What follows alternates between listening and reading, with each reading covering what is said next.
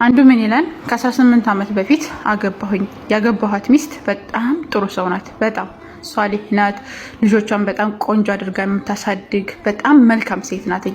ለእኔ ምርጥ ሚስት ነበረች። ቤተሰብ መሰረትኩኝ። አልሐምዱሊላህ። ቤቴ በጣም በፍቅር የተሞላ ደስ የሚል ቤት ነበረ። ሲሄድ የምናፍቀው ቤት ነበረ እና ከ18 ዓመት በኋላ ታመምኩኝ። ታመሜ ታዲያ ወገቤ ላይ ነበር ህመሙ። ሆስፒታል ሄድኩኝ። ተመረመርኩ። ሙሉ ምርመራ ካደረግኩ በኋላ ዶክተሩ ጠራኝ። ያ ፉላን አለኝ። ከሄድኩ በኋላ በሽታው ይሄ ነው እና ያመመህ ደግሞ በጣም ከፍተኛ ከመሆኑ የተነሳ መውለድ ደግሞ አችልም ብሎ ሲነግረው ከበሽታው ይልቅ መውለድ አችልም የሚለው ነገር ጆሮዬ ላይ ያቃጨልብኝ። ከሷ 4 ወልጃለሁ። 3 ወንድ ልጅና 1 ሴት ልጅ ወልጃለሁኝ። እንዴት ነው 4 ልጅ ወልጄ መውለድ አችልም የሚለኝ ምናምን ብዬ አይ ይሄ ሰውዬ ተሳስቶ መሆን አለበት እንጂ ሚስቴ በጣም ጥሩ ሰው ናት፣ እንደዚህ ልታደርገኝ በፍጹም አችልም ብዬ ወደ ሌላ ሆስፒታል ሄድኩኝና ሌላ ሆስፒታል ላይ ምርመራ ሳደርግ ውጤቱ ተመሳሳይ ነበረ። ሰውነቴ እየተረገፈገፈ ነው። በቃ ሂጄ ሚስቴን መግደል ነው ወይስ ምን ማድረግ ነው ያለብኝ? ልጆቼን ልግደላቸው ወይስ ምን ላድርግ የሚለው ነገር ሸይጣን ይወሰውሰኛል። ነገር ግን ይህንን ከማድረግ በፊት መመርመር ፈለኩኝ። ዲኤንኤ ልጆቼን መመርመር ፈለኩኝ። ከዛ በተኙበት ፀጉራቸውን ቆረጥኩኝና ዲኤንኤ አስመረመርኩኝ። ሆስፒታል ሂጄ ዲኤንኤ ከተመረመርኩኝ በኋላ ለአንድ ወር ተቀጠርኩኝ።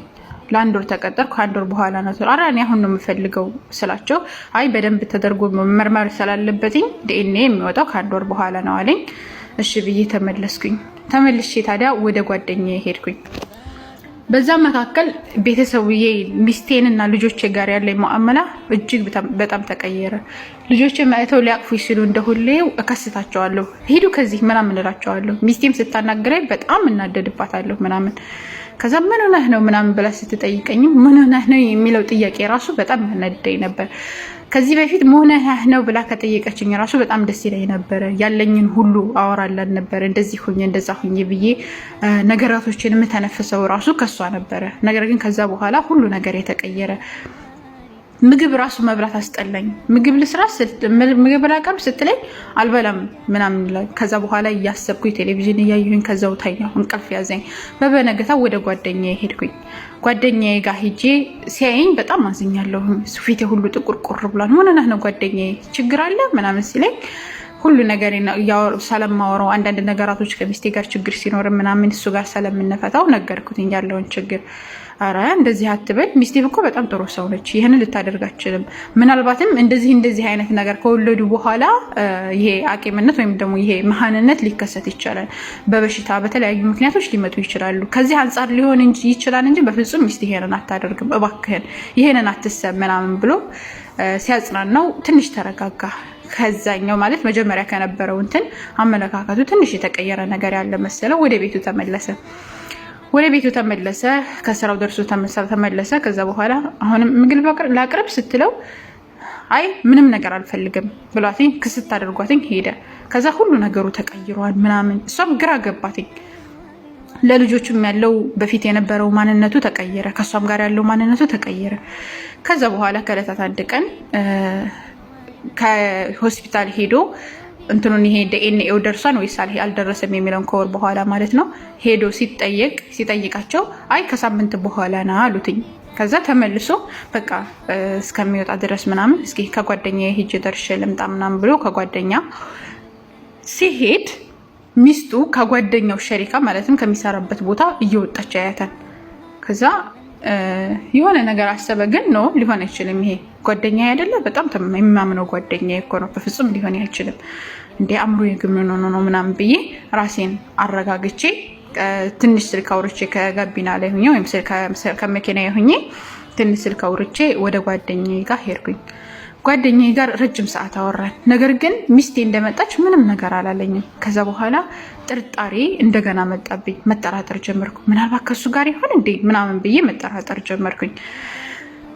ከዛ ሚስቴ ጋር ተመለስኩኝ። ማታ ስመለስ ዛሬ ወጥተሽ ነበር እንዴ ስላት አይ ወጥቼ ነበረ ከጓደኛ ጋር ሂጄ ያለህን ሐል ወይም ደግሞ አንተ ያለህንበት ሁኔታ ምንም ልትገባኝ አልቻልክም እና አናግሬው ነበረ እሱን ምናምን ብላ ትነግረዋለች። ተረጋጋ። ከዛ ጓደኛው ጋር ሄድና በጣም የምትጠራጠር ከሆነ ለምን ካሜራ ከቤት አታደርግም አለው። ከዛ በኋላ ካሜራ ከቤቷ ያደርጋል ማለት ነው። ሰውየው ከቤቷ ያደረገ ካሜራ እሺ ትክክል ነው እኮ ምናምን አለና ከዛ ካሜራ ከቤቷ አደረገ። ከዛ በስልኩ መከታተል ጀመረ። ቤቱ ምንም ነገር አይመጣም። ሴትዮዋም ከቤት አትወጣም። ቢከታተላት ምን ቢላት ምንም አዲስ ነገር አላገኝም። ከዕለታት አንድ ቀን ታዲያ ማለትም ከ4 ቀን ከ5 ቀን በኋላ የሆነ ዶክተር ይገባል። ዶክተር ወደ ቤታቸው ማለት ነው። ከዛ እሱ ከጓደኛው ጋር ነበረ ሻይ እየጠጡ ታያለህ ዶክተር እኮ እየገባ ነው ወደኛ ቤት ምናምን አለ። ከዛ በኋላ ቀጥታ ወደ መኝታ ቤቷ ሲገባ ያያል በካሜራው ማለት ነው። ከዛ በጣም ተናደደ። ከዛ ተናደደ ሄጄ እገላለሁኛልና ሽጉጡን ያዘና መሮጥ ጀመረ ማለት ነው። ከዛ ሄዶ ከመኝታ ቤቱ ሲገባ ዶክተሩና ሴትዮዋ ከመኝታ ቤቱ ያገኛቸዋል። ምንም ነገር አላስተዋለም ምናምን ቀጥታ ዶክተሩን መግደል ነው የፈለገው። ዶክተሩን አነጣጥሮ ሊተኩስ ሲል ጓደኛ አብሮ ስለነበረ ይሄ ምንድነው እንትኑን እጁ ምትት ሲያደርገው ሽጉጡ ይወድቃል ማለት ነው። ከዛ ሽጉጡ ሲወድቅ እዛ ላይ ሲጣሉ ምን ሲሉ ዶክተሩ አረ ተረጋጋ እባክህ ልጅህ ታሞ እኮ እዚህ የመጣሁት እኔ ልጅህን ለማከም ነው እባክህን ይሄ ነገር ሊሆን አይችልም እባክህ እንደዚህ አታርግ እንደዚህ የሚያጠራጥር ቢሆን ኖሮ እንደዚህ ያልመጣም ነበርና ልጅህ ታሞ እባክህን ልጅ ሳላታመም እሱ ላከም ነው የመጣሁት ምናምን አለው። ከዛ ዞር ሲል ልጁ ተንጋሎ ተኝቷል። ከዛ ጠጋ ብሎ ዶክተሩ ሲያዩ ልጁ ህይወቱ አልፎ ነበር። እንደዛ በሚጨቃጨቁበት መካከልና በሚያስረዳበት መካከል ልጁ ህይወቱ አልፎ ነበር። እየተቃሰተ ነበር በሰዓቱ ማለት ነውና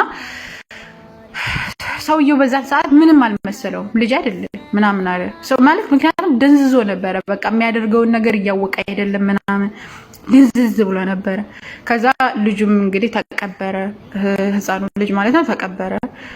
ሁኔታዎች ተስተካከሉ ምናምን። ከሳምንት በኋላ እንግዲህ እንደተባለው ሳምንቱ ደረሰ። ሄዶ ዲኤንኤውን አመጣ። ዲኤንኤውን ለመከፈት በጣም ቸኩሎ ነበረ። ከፍቶ ሲያዩ ከጓደኛው ጋራ ሙሉ በሙሉ የሱ ልጆቹ ናቸው። ነገር ግን እሱ ለምንድን ታዲያ እኔ እንደዚህ ሆንኩ ሲላቸው አይ ትንሽ ኦፕራሲዮን ተደረገ ይሄ ነገር የሚድን ነው ይሄ ከጊዜ በኋላ በበሽታው ምክንያት የመጣ አለመውለድ ችግር እንጂ መጀመሪያም የነበረ አይደለም ብለው አስረዱት ማለት ነው። ከዛ በኋላ በጣም አለቀሰ። ወይኔ ልጅ አለ ልጅን ገደልኩትኝ እኔ ልጅን ገደልኩትኝ እያለ ሚስቱን በመጠራጠሩ ልጁን በመግደሉ በጣም ተጸጸተ። ለሐያተ ሊመን ተናዲ። ከዛ በኋላ ምንም ጥቅም የለውም መጸጸቱ ማለት ነው። ከዛ ከልጁ ቀብር ሄደ፣ አለቀሰ። ከልጁ ቀብር ሆኖ ይሄንን ታሪክ የጻፈው ማለት ነው።